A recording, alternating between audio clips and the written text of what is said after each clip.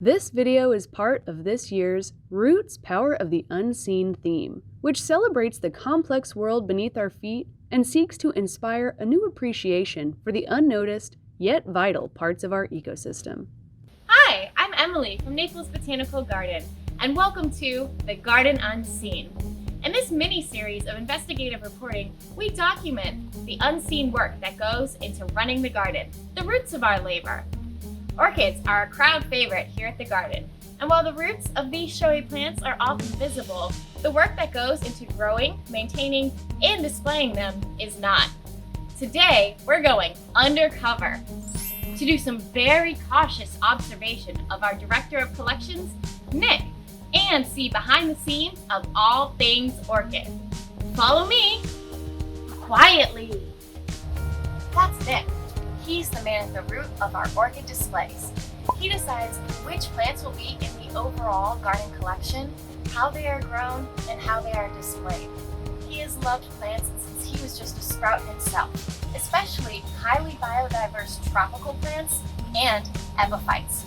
He acquired a lot of experience during his time working for rare plant nurseries and the American Orchid Society. I once overheard him say that he loves working at Naples Botanical Garden because he's immersed in his passion all day long. We are in the Orchid House. This is an area of the garden that guests never see. Most of our 5,000 orchids, representing roughly 800 species, grow here.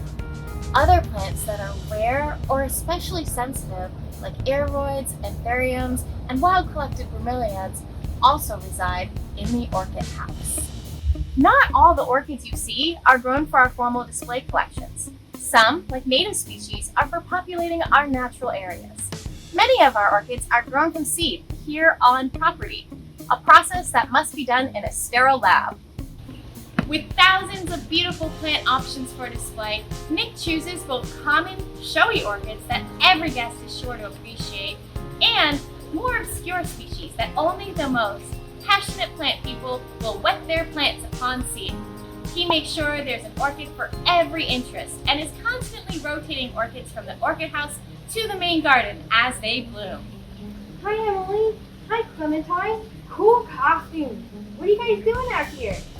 You recognized us. We're just trying to better understand plant-pollinator relationships from their perspective. That's a way to go about it, I guess. Have fun. Bye. Orchids are a favorite for many visitors at Naples Botanical Garden, and so much goes into growing, maintaining, conserving, and displaying them. Next time you're at the garden, take a moment. Think about the how as you admire the wow. Challenge yourself to see how many of Nick's orchids you can find clinging to trees throughout the garden. And for more, keep watching The Garden Unseen.